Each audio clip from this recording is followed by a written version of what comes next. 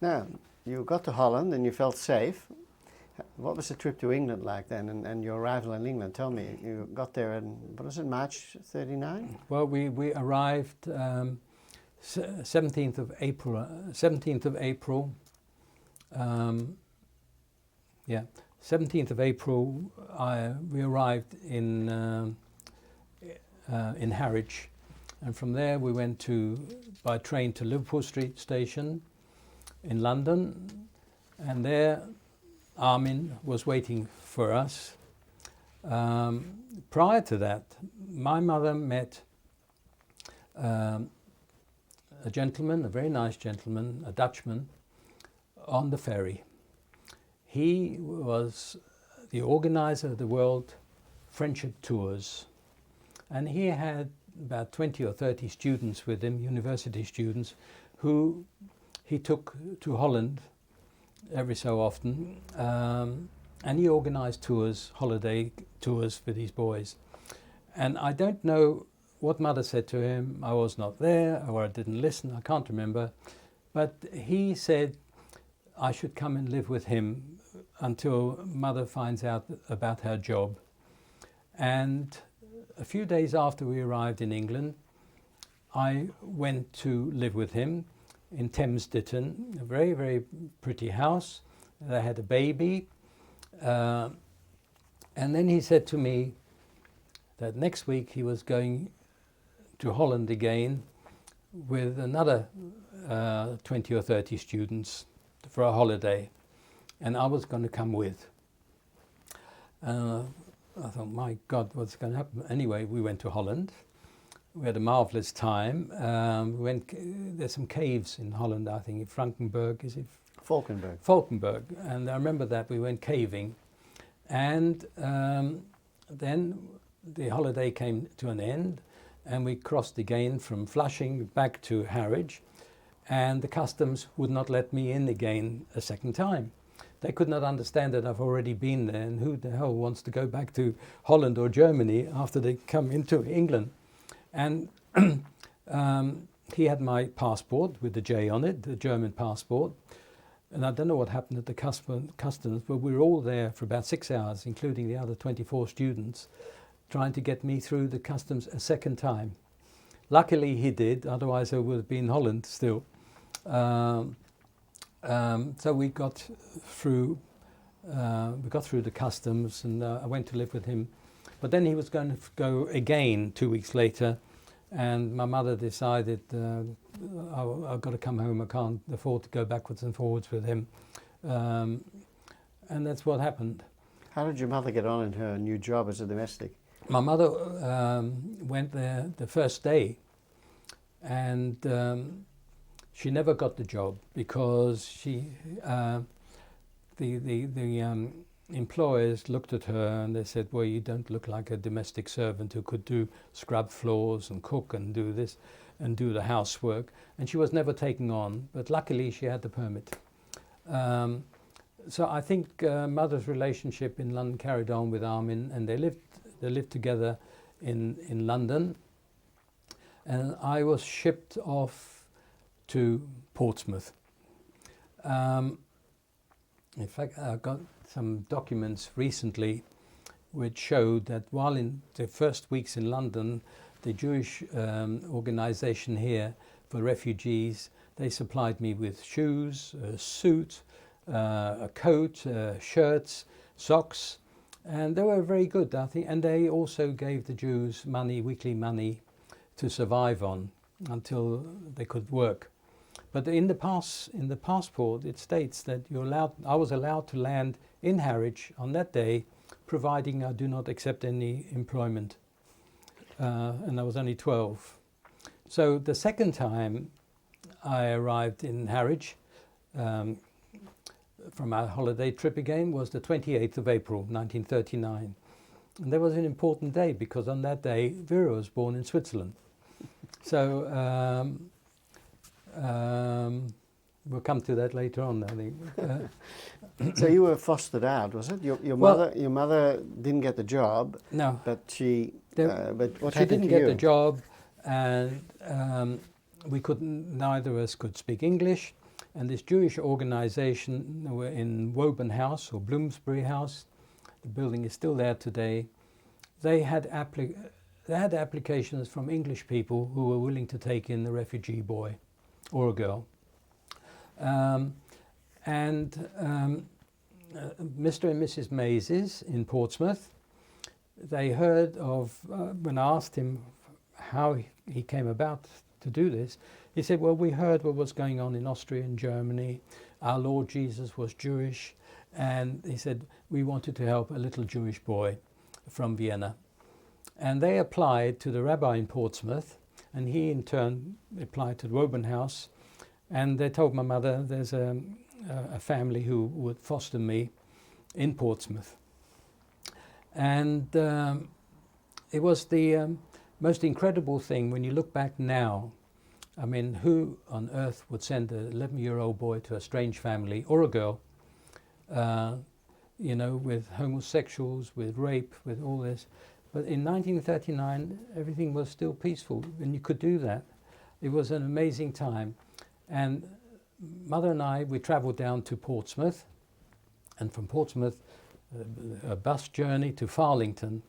And there was this very nice little house, and there was Ina and Fred. Sorry, do you want to? Yeah, describe them to me. What were they like? Ina was about 26 and Fred was 28 or 29. They were a young couple. They didn't have any children. And they wanted to foster this little Jewish boy. They were... she was fanatically religious. She was a Baptist. And he as well. They said their prayers together at night. They knelt down by their bed and prayed. He was the church organist as well on Sundays, and he worked in the dockyard. He was an electrical gen man, you know, really radio on the ships, on the warships in Portsmouth. Sunday was their religious day. They did not ride. They only walked to church, and he spent all his time on Sundays in church. But they were very nice people, and the first day I became friendly with the dog, Rex, who was a gorgeous Airedale, and I spoke to him in German, and he understood every word, and Sätze and Platz, and he knew what to do. It was fantastic. This relationship carried on for so many years. That's how I came to love dogs.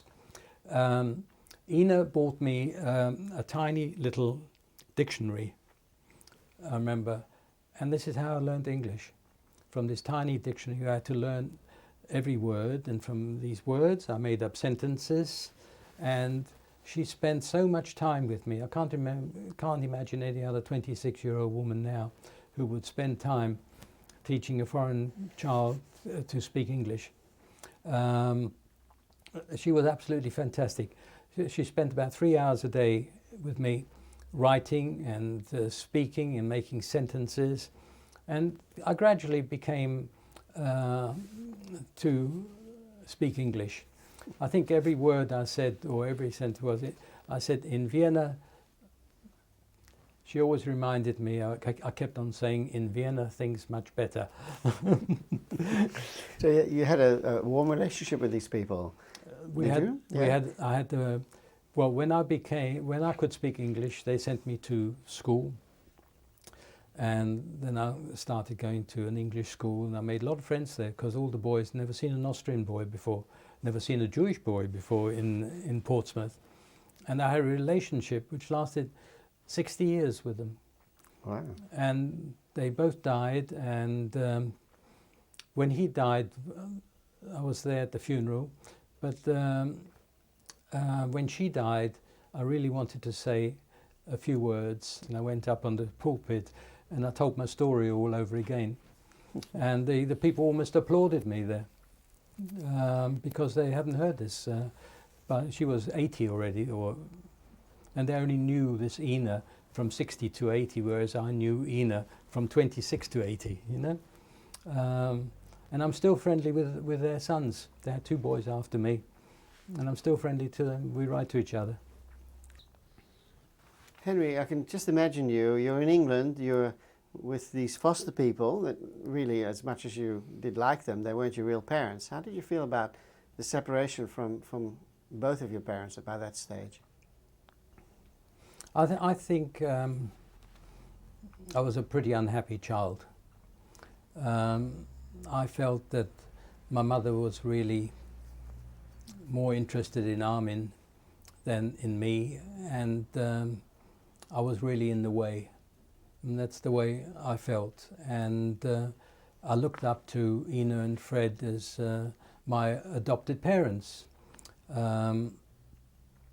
had I had a very happy life with them, and with their parents as well. There were 2 sets of parents, and they treated me as a grandson virtually.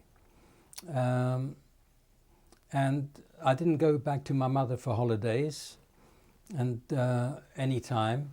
And then we lived in Portsmouth, I think, until 1942 or 1943, until the Germans started bombing Portsmouth. And I stayed with them until that time. And then I was sent to, all the children from Portsmouth were sent to Petersfield, about 20 miles away, where there was a camp in the middle of a great big field. And we were housed there to avoid the bombing. And from there, I was sent to a technical school in Northampton. And even then, I spent my holidays with Ina and Fred rather than with my mother.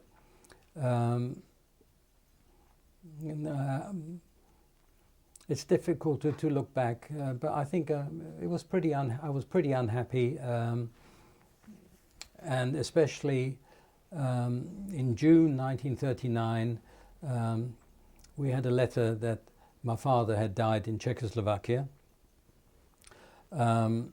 He had an appendix operation, and he discharged himself from the Jewish hospital.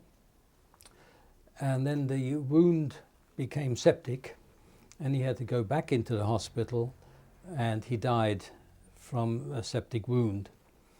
The hospital wrote to my uncle in New York, and somehow, I don't know why, that the correspondence went via New York. Maybe they didn't have my mother's address, I do not know.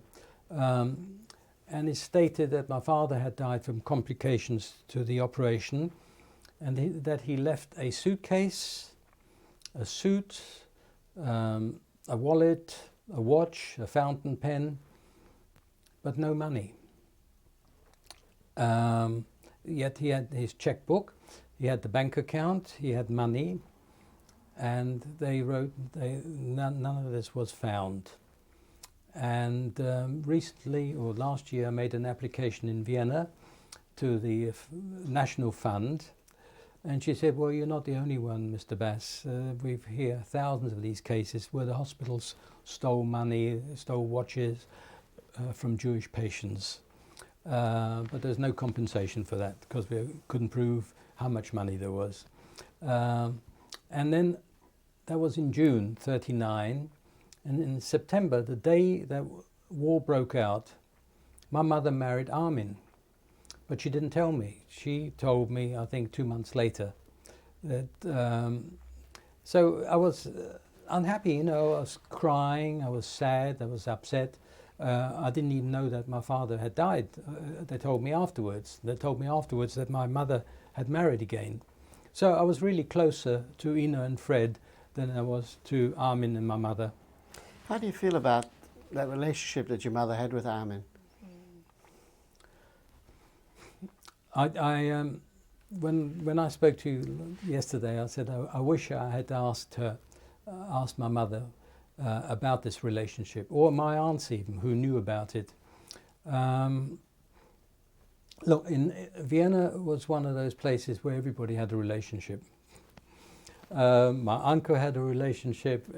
Every man had a girlfriend on the side. Not every man. Many men had a girlfriend on the side who he met in a casino or in a coffee house. It was an open thing in Vienna. It was a different affair. It was an elegant affair if you had a mistress. You know, it wasn't a sleazy thing like over here. It was an elegant affair. You took your mistress to the opera. You took her to the opera ball. You know, and the wife mostly knew about it. So my father knew about this relationship. To me, how do I felt about this relationship? I enjoyed the few years in Vienna with him.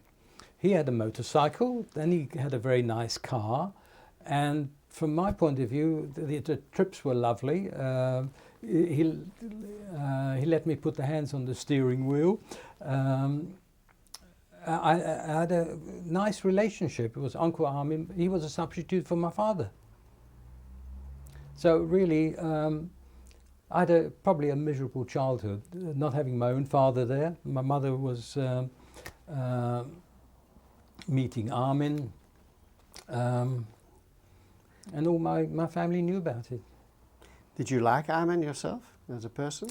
I quite liked him when I was young in Vienna.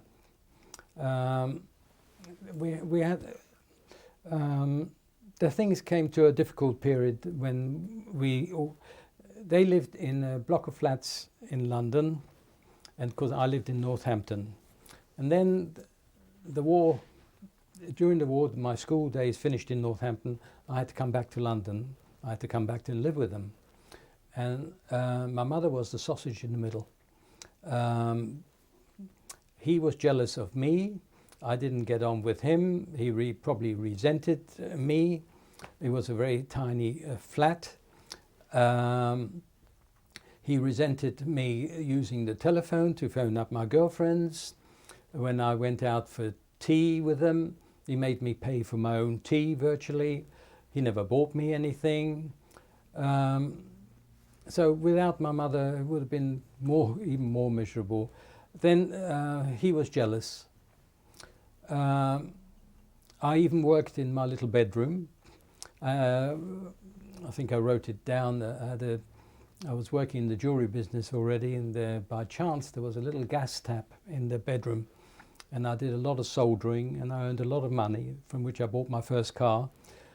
But then I had a row with him, and he told me really to get out, and I rented a room round the corner, and that's when I left. And things got worse then, because my mother, a few years before, had a stroke, and mother lost her speech, and she was paralyzed down one side, but she could move her arm and she could walk. But the worst thing was that she lost her speech, because she was the life and soul of every party. She sang, she was the life and soul, she told stories. That all came to an end overnight.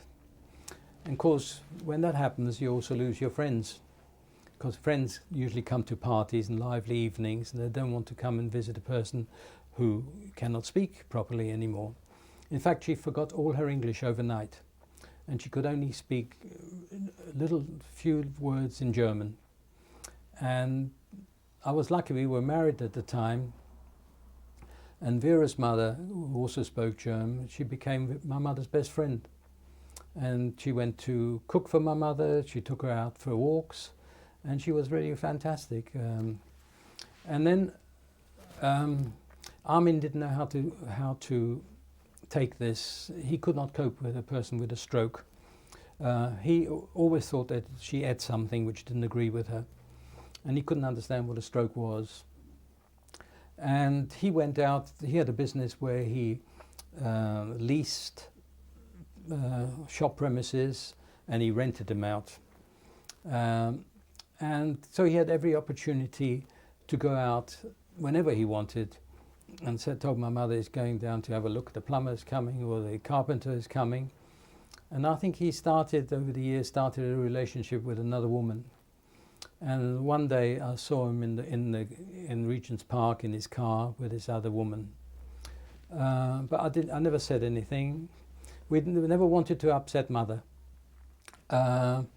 In fact, there was one occasion when my aunt came to London from America, and we never told my mother that her brother had died, and we didn't want to upset her. I would have told her, but Armin thought it would upset her more, and he did not tell her that Jacques had died. And then Gusti came to London, and she wanted to see my mother, and she saw her from the other side of the street. She just wanted to see my mother, but Armin didn't want them to meet in case it would upset my mother too much. In the end, I told my mother and didn't care anymore. You know, she was so ill. I went to the office one day, put my radio on and listened to my classical music, and Armin phoned me up to tell me mother just had breakfast and she's dead, and she died in the chair in the lounge after breakfast. So she didn't suffer in pain, but it was very sad, and lost the last one of my relatives almost. And a year later, Armin married this other woman, this Gisela. We went to the wedding, and he went off with her to Venice on honeymoon. And I suppose he wanted to show her what a physical hero he was. And he went swimming in Venice, and he died in the water on honeymoon. Well, a lot of tragedies. Yes, and It's very tragic. Yeah. now the big thing then was that Gisela, the second wife, she had my mother's jewelry, and she had all my photographs, and she never offered them back to me, and I would have liked to have the photographs. She never said she had them, and do I want them? So I lost contact with her. In fact, I didn't want any contact with her. Armin was cremated, and I think I don't know what happened to her in the end. Right. Now, all these people, your mother, your father, you've lost both of them. You've lost even Armin, who you didn't like particularly. Yeah. What effect do you think that had on you, all those losses within a fairly short period? I don't know. I think I'd like a psychiatrist to tell me how it has affected me, because I suppose the way I am now, that was the effect. You know, some people say, Henry, you're a bastard, but you're very generous and we all like you. And that's how people, my best friends, what they thought of me. Okay, I'm going to take you back now to Vienna again, because we didn't cover the Kristallnacht, which is the very important day in the life of the Jews of Vienna. Tell me what Kristallnacht was, for those who don't know, and your experiences of it. Well, Kristallnacht was, I think it was 9th or 10th of November 1938, where the Nazis burned down all the synagogues in Vienna, and they smashed the windows in all the shops and homes, and that's why it's called crystal for the glass. All day, I think the German Hitler Youth, they were marching in the streets, they were singing their songs, they were terrorizing the Jews, and at night, we did not see anything. Where we lived, we could not see anything, but we heard the fire engines, and we heard the ambulances, and we heard all the shouting in the streets. And the next morning, when I came out to have a look, we saw that our synagogue, which was only 200 yards from our house, it was a pile of rubble outside. It didn't exist anymore. And that's what happened to all the prayer houses and to all the synagogues in Vienna. There was absolutely riots and chaos on the streets. It wasn't not just a case of that the synagogues had caught fire. They went into the synagogues and smashed up the Ark, and they smashed up the Torah scrolls. and they smashed up the benches. It was really chaos, and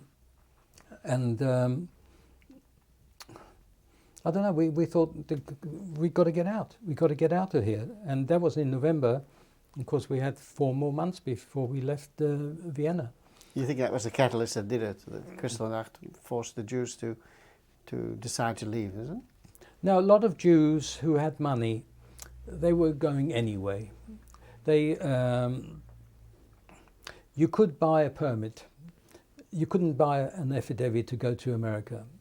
America was a closed country. You could buy permits to go to other countries. My family had permits to go to Kenya, to Uganda. Ralph, he had, I said, Ralph, what made you decide to go to Kenya? Oh, we had 2 friends who were going. They said, would we like to go with them? And so they bought visas for Kenya. Eventually they changed their mind, went to Trieste and got a boat to America. But that was eventually, it wasn't that easy. They went across the border to Switzerland.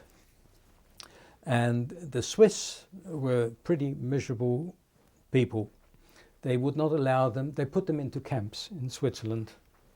They would not allow them to work, they would not give them any money.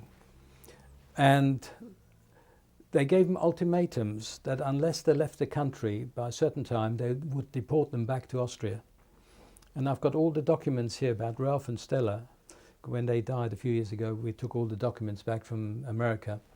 And we got these documents, Swiss government writing, unless you leave by the 31st of October, we'll have no alternative but to deport you back to Austria. Anyway, they got their affidavit for America just in time, and they went to Trieste and got a ship to New York. And that's how they got there. For those who don't know, can you explain who Ralph and Stella were, the relationship with the family? Ralph and Stella, Ralph was my mother's first cousin. I first met Ralph during the war. I think it was 1943 or 1944. We had a telephone call from, this is Ralph Wand here, I'm in the American Army and I'm your first cousin, I would like to see you. And Mother invited him for lunch, and along came this smart little American sergeant. He was very short, and my mother hadn't seen him for years, but he knew the family, and he said, I'm Ralph and I'm here in the army now. We're waiting to invade Europe, but I'm stationed in London for a few months until that happens. And he then came every Sunday for lunch. Although he didn't want to, I got all his letters. He said, I didn't really want to go, but the food was so good, I went. And he describes what Mother cooked. And he said, I can't understand that. With all the rationing, she managed to cook chicken and apple strudel, and their friends even had whiskey. He couldn't make it out. But then he was a great music lover, Ralph. And he had tickets for concert at the Albert Hall every Sunday afternoon. And one day he asked me if I would like to come along for a Beethoven concert. And really this is how the whole thing started, with my musical appreciation. He took me practically every Sunday to a concert, including Joan Hammond. And it was marvelous. I had a good musical education through him.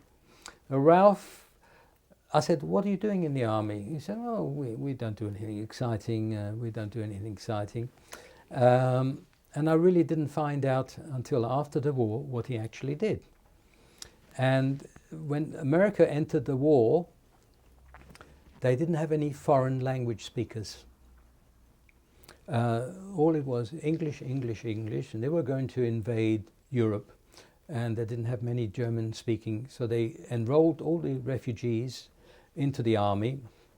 In fact, they didn't enroll them. The refugees volunteered because they thought if they did not volunteer for the army, they would not get American citizenship after the war. So they all volunteered to go into the army. And one day Ralph met a friend of his who was the forerunner of the OSS, the Office of Strategic Service. And he had a unit which was called the Bach unit because they liked Bach, and they called themselves the Bach unit. And this Bach unit were to capture German prisoners of war and make them work for the Allies, to drop spies into Europe, to do interrogation. The spies in Europe didn't work very well because when they landed, the radios didn't work, or the radios went down by a separate parachute and the guy couldn't find his radio afterwards. So the spying became negligible.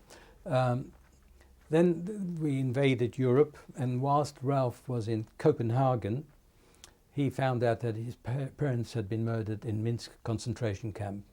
He had a letter from the Red Cross telling him, because that finished him off, really, until the day he died. Until they had no children, and there was not one day in his life when he didn't remember his parents. And every time we spoke with him, we went many times to America and we went on holiday. Every time we spoke about that, he cried. He loved his parents. He never forgot them till the day he died. Then Ralph, from Copenhagen, at the end of the war, he was sent to Nuremberg. And he became the political interrogator at the Nuremberg trials. And he interrogated Field Marshal Keitel. Field Marshal Keitel was the head of the German army. And I said to Ralph, what did he do wrong? He said, well, the army is not there to shoot women and children. And that was his crime. He should have been soldiers, shooting soldiers is okay. But soldiers shooting women and children, that's a war crime. And he was hanged at Nuremberg. And we found out after the war. He never said a word during the war. He never said a word at all what he was doing. But there were spies. And these were a bunch of Jewish spies, some of them being parachuted into Germany. And they were all heroes. Really, when you think what they did, they were all heroes. Interesting. Now, can I also take you back to the war again in Portsmouth when you came under attack by the Germans when they started bombing the place? Were you there? Yes. Well, Portsmouth was right from the beginning a strategic city because Portsmouth was the home of the British fleet. It was a giant naval base. And we knew sooner or later Portsmouth would be attacked, and it was. Very soon after the war started, it was Portsmouth, Plymouth, Liverpool, all these harbours were attacked. So we started building in the garden a little air raid shelter. Everybody started building air raid shelters. The War Office supplied us the metal, can't remember what it's called now. And we just dug a 4-foot square hole or a 10-foot square hole in the garden, and we put this in and covered with earth. But they didn't tell us that as soon as it starts raining, this air raid shelter would be flooded. But we had bunks in there, and we had about 3 weeks' food in there, all tins, and we slept in there, even though we had 6 inches of water. And then the Germans really started bombing Portsmouth. And Portsmouth is an interesting city. Here is Portsmouth, and then there are the Southdown Hills. Okay, and they overlook Portsmouth City. And from those hills, you can see into the dockyard. And you can see whatever ships are there, and the giant cranes there. And Portsmouth was attacked by German bombers, I can't remember, 1940 or something. And we used to go up on the downs and we used to watch the air raids down there in the city. We saw the bombers coming over down there and we were up here. And then the Spitfires came, and then we saw the dogfights, and the Spitfires were flying below us. And they were shooting down these bombers, or the bombers were shooting down the Spitfires. And then we saw the Spitfire pilot come down in his parachute, or he used to crash. And we watched this. It was a fantastic time. Sadly, Portsmouth, if we go down there, we've gone down lots of times to see Portsmouth, you cannot recognize the city anymore. It was devastated, and it's all new now, miserably new. It's still a giant naval base, but the heart's gone out of the city. Right.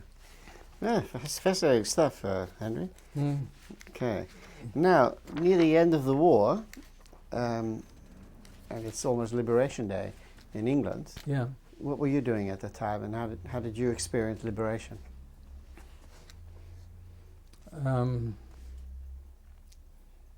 Well, yeah. Before that, I'd just like to say, Mother lived in Hampstead, just round the corner where David and Denise live. And they lived in a 5-story block of flats, which had a flat roof on it.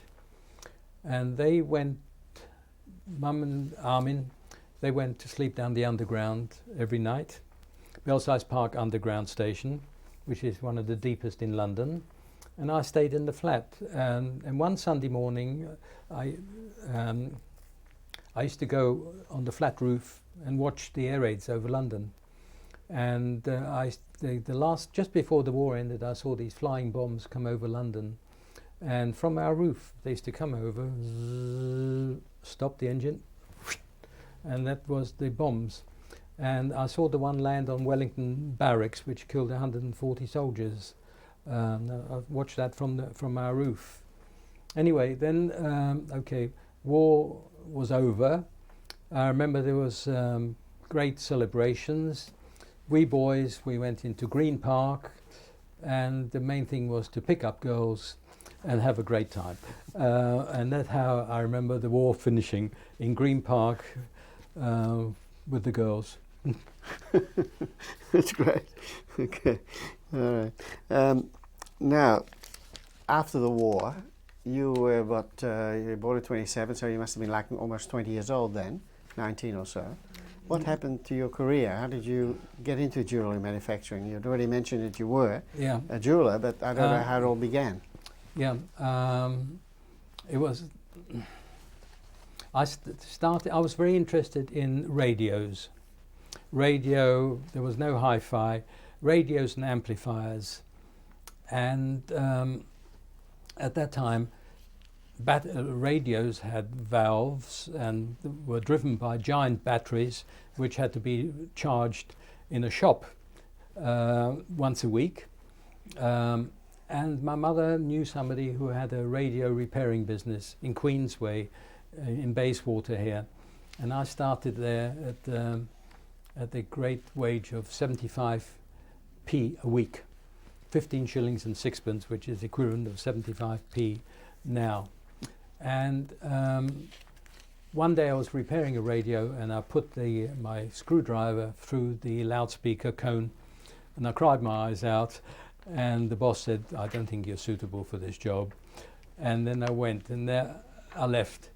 Mother then thought the diamond trade would be good for me, and she sent me to a firm of diamond tool makers, and that was a very interesting job. But unfortunately, when the flying bombs came, the boss got scared and he moved the whole factory to Wales. So I was out of a job again. So then I went to work with my friend Peter.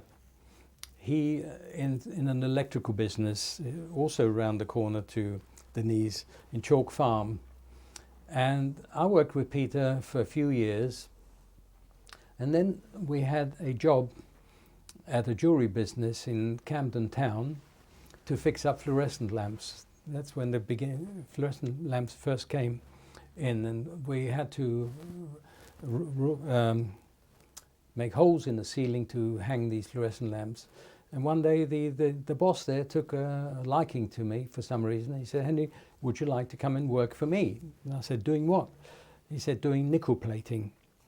I said, "Well, nickel plating I don't know anything about." He said, "Well, we make marquisite brooches and then we nickel plate them to give them that nice finish."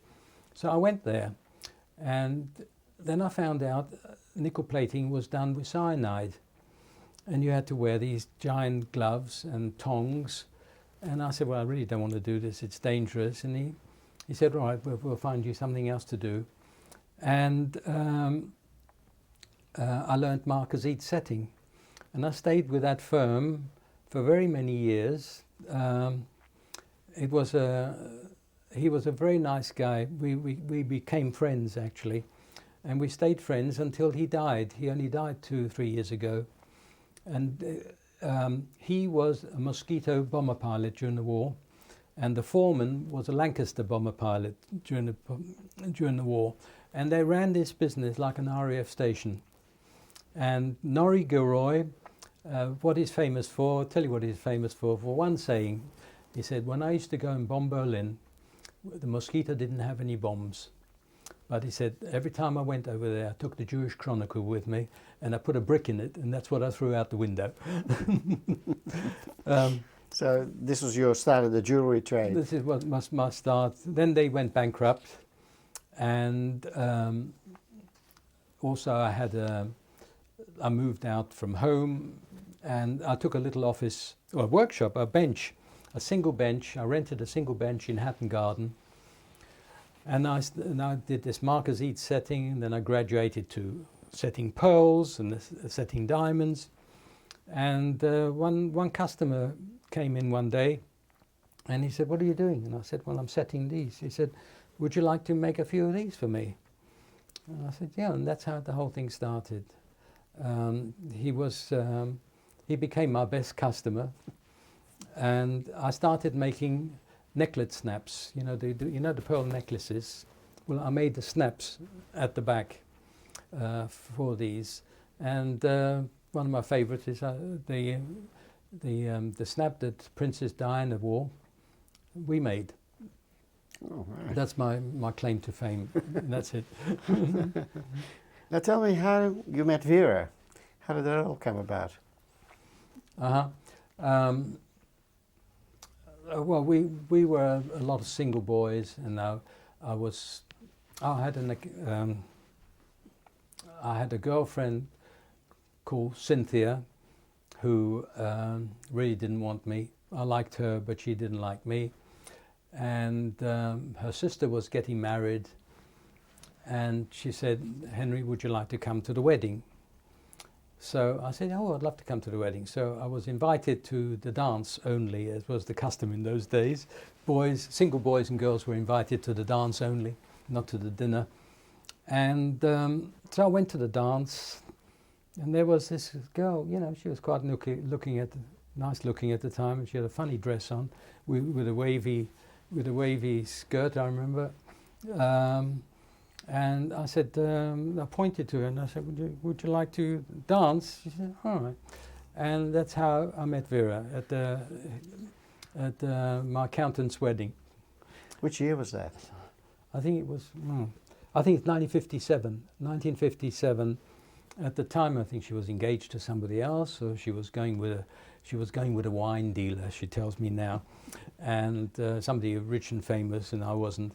And she invited me it took me a long time to get hold of her, have a telephone number. I lost it, I think. Eventually I got hold of it, and I took her out. She didn't stop eating, and one evening she invited me for Friday night dinner with chopped liver and chicken soup. And her mother was very nice, and her mother spoke German. They came from Leipzig. And it was a good relationship because my mother couldn't speak English anymore. My mother only could speak a few words, and they got on really well, the two women. So we got married in 1958, which is now 45 years almost. When I say to people I've been married 45 years, they say, oh, we don't know anybody who's been married this long. She said, yesterday I think Vera said, it's been a marriage for one. There's only one in this marriage. She said yesterday, there were 3 in Princess Diana's marriage, but there's only one in this marriage. Why did she say that? Pardon? Why did she say that, do you think? I think we had an argument a few days ago. She said there's only one of us. I think it is because she does all the work. I don't do anything. But for 40 years I've been concentrating on the business. It's a sort of business you can't delegate. You know, it is probably one of the nicest and one of the worst business jewelry, because it's based on trust. But with workers, you've got to count out the gold. You've got to weigh out the gold to them, and you've got to weigh it back to see that nothing's been stolen. You've got to count out the diamonds, and you've got to count them back in to see that nothing has been stolen or missing. And it's an intensive business like that. And you're working very close up, and everything has got to be just perfect. When I buy a car, I can see every mark on this car where it's not sprayed right, because we're used to working 6 inches away. Mm. So what actually appealed to you about Vera when you first met her? She had a sense of humor, and she laughed a lot, and she liked music. She liked the arts, she liked the theatre, she liked eating, and she hasn't stopped. She also had a very unhappy life. The parents were divorced, and she went with her mother, and she did not see her father for many years. And when we met, or when we wanted to get married, I had to go and see the father and ask for permission from a father who did not care a bean about his daughter. Vera was in a car crash before I met her, and although the father had the newspaper cuttings about that car crash, he never phoned her to see how she was. He was a peculiar guy. Anyway, he didn't come to the wedding. He didn't pay for the wedding either. But after David and Denise arrived, he came to visit us many times, and he liked the children, but he didn't know what to do with them. He was an older type of man, you know, no sense of humour, no fun. He was just, how much did you pay for this, and how much did you pay for this, and how much did it cost you? That kind of grandfather.